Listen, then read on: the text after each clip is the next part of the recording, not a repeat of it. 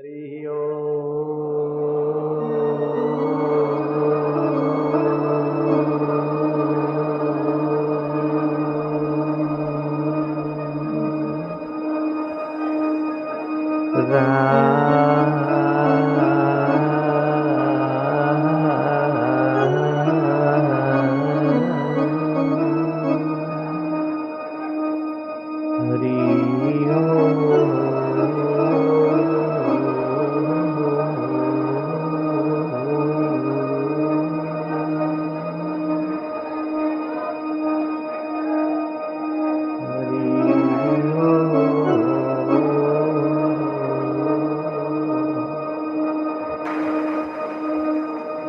तो वेद कहता है, तैत्तिरीय उपनिषद कहती है तपसा ब्रह्म।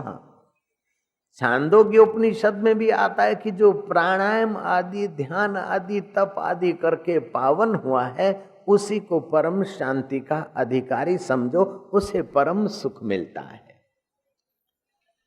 दिए में 4 चीजें होती हैं, एक दिया, दूसरा तेल, तीसरी बाती और चौथी जली हुई कोई ज्योत चाहिए। ऐसे ही साधक के जीवन में 4 चीजें हों और ब्रह्मज्ञानी गुरु मिले तो महाराज उसका तो कल्याण हो जाता है। उसकी निगाहें जिन पर पड़ती है वे भी पुण्यात्मा हो जाते हैं। सत्तरति लोकान तार्यति, वह तो तर जाता है, लेकिन औरों को तारने का सामर्थ्य उसके निगाहों के द्वारा, उसके वाणी के द्वारा, उसे स्पर्श करके जो हवाएं जाती है उसके द्वारा भी औरों को सुख, शांति और माधुर्य बंटता है। रघु राजा राजा नहीं हुए थे, रघुकुल के रघु राजा राजा नहीं हुए थे, किशोर अवस्था थी। अपने पिताश्री के साथ वन विचरण करने गए। रघु राजा के पिता ने वन विहार करते गुरुकुल में प्रवेश पाया। गुरुकुल के गुरुदेव अपने ब्रह्मचारी शिष्यों को कह रहे थे, यजुर्वेद का सूत्र बता रहे थे कि तपस्या के बिना संसारी भोग भी सुव्यवस्थित उपभोग नहीं किया जा सकता। बुद्धिमान किशोर रघु को संदेह हुआ। पिताश्री की आज्ञा लेकर मुनि श्रेष्ठ को कहा कि प्रभु, कि तपस्वी को तो संसार के भोग तुच्छ लगते हैं, सब कुछ छोड़कर यहां आते हैं, और आप बोलते हो कि संसार का भोग भोगने के लिए भी तपस्या चाहिए। तपस्या को और भोग का क्या संबंध है? मुनीश्वर ने बताया कि अगर अध्ययन काल में संयम और कष्ट सहिष्णुता नहीं होगी तो अच्छा विद्यार्थी भी नहीं बन सकेगा। व्यवहार काल में परिश्रम, प्राणायाम, आसन आदि परिश्रम नहीं होगा तो भोग पचाने की लायकात ही नहीं रहेगी। लेकिन शरीर के भोग के लिए तप करना तुच्छ है, पर ब्रह्म परमात्मा को पाने के लिए तप व्रत करना बहुत बुद्धिमानी है। रबिया जली हुई मशाल और एक कलश पानी का लिए जा रही थी। लोगों ने पूछा क्या है? बोले मैं तुम्हारे बिस्त को आग लगाने जा रही हूं। और कलश क्यों लिए जा रही है? बोले दोजक में जो लोग तप रहे हैं, सड़ रहे हैं, उनको शांति देने जा रही हूं। पागलो, कुछ अच्छा काम करते हो बस बिस्त की लालच के लिए या दोजक के भय के लिए? अच्छे में अच्छा जो अल्लाह ताला है उसके आनंद निखारने के लिए भी तप करना चाहिए। उसको मिलने के लिए और उसकी शांति पाने के लिए भी थोड़ा इंद्रियों का संयम, थोड़ा कष्ट सहिष्णुता।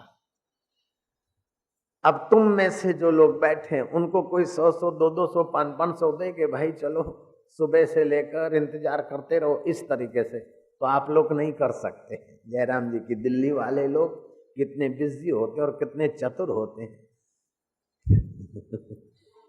जयराम जी बोलना पड़ेगा। लेकिन कोई तो है जो आपको पैसा नहीं दे रहा है और बैठने की व्यवस्था भी ठीक से नहीं कर पा रहे हैं, बेचारे हैं समिति के लोग, उनकी भी मजबूरी है। फिर भी आप धक्का मुक्की सहकर, भूख प्यास सहकर इंतजार कर रहे हैं। वो कराने वाला कोई तो सत्व गुण है कि देर सवेर वो मिलाना चाहता है।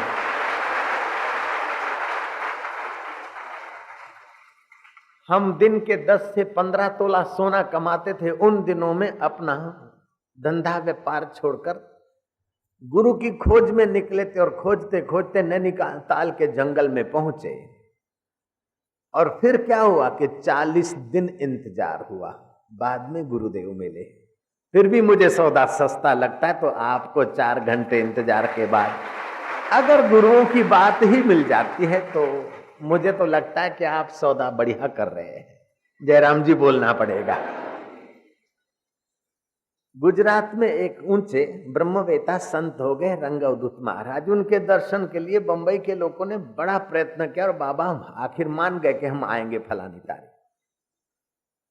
6 बजे चलेंगे, 12 बजे यहाँ पहुंचेंगे। भक्त 6 बजे कार में लेकर उनको 12 बजे पहुंचाने के लिए चले, लेकिन 12 बजे बाबा नहीं आए। 1 बजा, 2 बजा, 3 बजा, 4 बजा। कई लोग ऑफिस में गए, कोई नाश्ता करके आए, कोई हाजिरी लगा के आए, कोई आधा दिन करके आए, जो भी जैसी टेक्निक थी जिसके पास। शाम को 6 बजे तो जो लोग बैठे थे उनको देखकर जाने वाले लोगों ने कहा कि देखो, हम तो अपना हाजिरी लगा के आए और तुम यहाँ अभी ऐसे ही बैठे। बाबा जी आए, जरा सा मंच पे बैठे, बोले हो गया दर्शन, अब मैं जाता हूँ। लोगों ने कहा बाबा जी हम 6 घंटे से बैठे और कई महीनों की हमारी आपके चरणों में प्रार्थना थी। हम 6 घंटे इंतजार करते रहे और आप कम से कम 3 घंटे तो बैठो, 2 घंटे तो बैठो, 1 घंटा तो बैठो महाराज। बाबा ने कहा 6 घंटे के इंतजार के बाद तुम्हें दर्शन हो गया संत का? बोले हाँ। आप मुझे संत मानते? बोले हाँ। बाबा ने कहा मैं तुमको प्रणाम करता हूं, मुझे 7 साल के बाद संत मिले और तुम्हें 6 घंटे के अंदर ही संत मिले हैं। यू आर लक्की। तो वेद कहता है तपस्या अतप्तम तनु न तक्षमो अश्नुते, बिना तप के कुछ सिद्धि नहीं होती। आम का वृक्ष को ताप मिलता है तब फल मीठे होते हैं। सूर्य का ताप मिलता है तो वृष्टि होती है। बाजरे को भी भादों का ताप मिलता है तब मीठा होता है।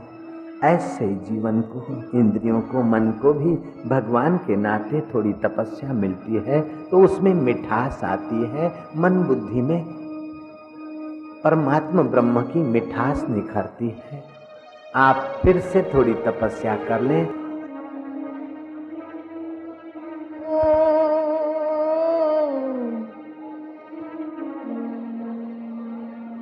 हरि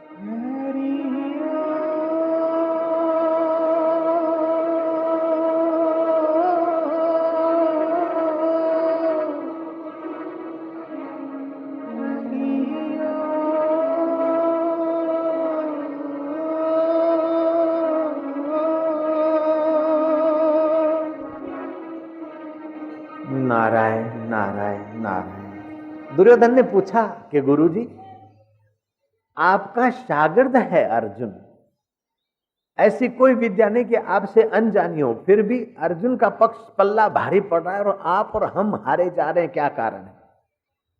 गुरुजी ने कहा कि दुर्योधन, अर्जुन 12 साल तप से तपा है और मैं तुम्हारे मुफ्त के टुकड़े खाकर ऐसी जीवन जीता हूं, इसलिए मैं गुरु होते हुए भी हार रहा हूं और वो चेला होते हुए भी जीत रहा है। ये तपस्या का प्रभाव है।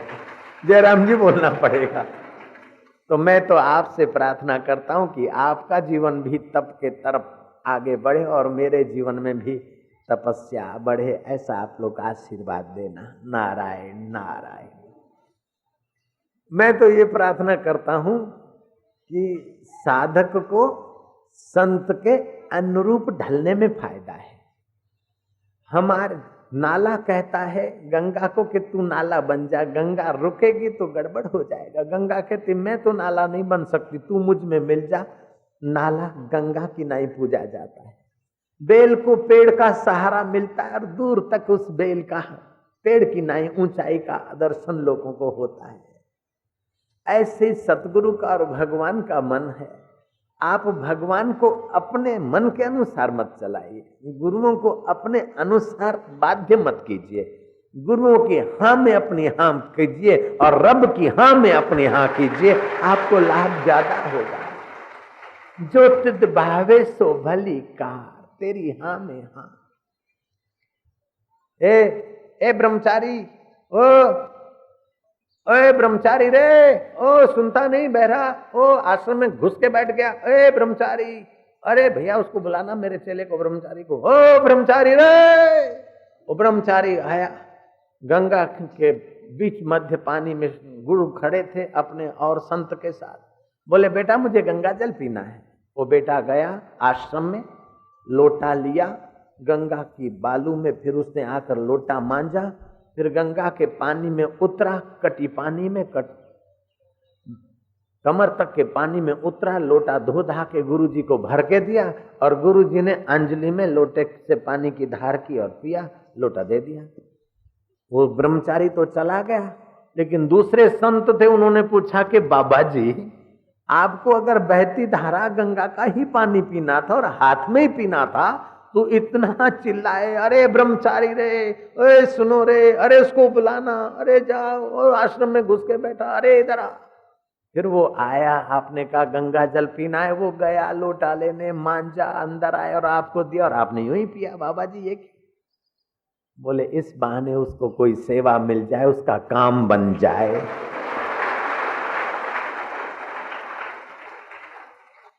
और जगह जबरदस्ती करो, यहां नहीं, यहां तो बस जो तिद भावे सो भली कार, वाग ढोलण तुंजे वस, बिहारीता बिहा विहारीता तुंजे वस। तू बिठाए तो मैं बैठा हूं, तू उठाए तो मैं उठा। अरे भाई जबरन डंडे खाकर बात पशु योनि में माननी पड़ती है, मजबूरन लोगों को डॉक्टरों की बात माननी पड़ती। तो आप श्रद्धा से एक संत के नाते हमारी बात मानने की कृपा करें, बस हम इतना ही दक्षिणा चाहते हैं।